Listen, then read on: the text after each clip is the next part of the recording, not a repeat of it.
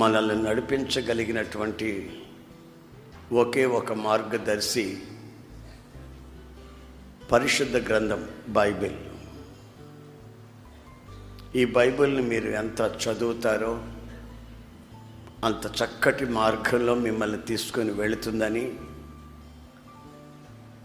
అనేకుల సాక్ష్యాలను బట్టి, నా వ్యక్తిగత సాక్ష్యాన్ని బట్టి కూడా నేను గ్రహించాను. ఒక్కోసారి కొన్ని విషయాలు నేను వింటున్నప్పుడు నా హృదయం బద్దలైపోతుంది. ఈ లోకంలో మీరు చూస్తున్నవేవి శాశ్వతం కాదు. నిండు నూరేళ్ల జీవితాలు శాపంగా మార్చుకోకూడదని దేవుని వాత్సల్యాన్ని బట్టి మిమ్మల్ని బ్రతిలాడుకుంటున్నాను. నీ ఫ్యూచర్ ఏమిటి? ఇప్పుడే కదా మొలకెత్తింది నీ వ్యక్తిత్వంలో. నీ జీవితం ఏమవుతుంది అని ఆలోచించకుండా మొలకెత్తిన వెంటనే గోరుతు గిల్లేసేసుకుంటే ఎండిపోద్ది, శాపంగా మారిపోద్ది. తగలబడిపోతే ఎలాగా? జీవితంలో ఎంతో మనం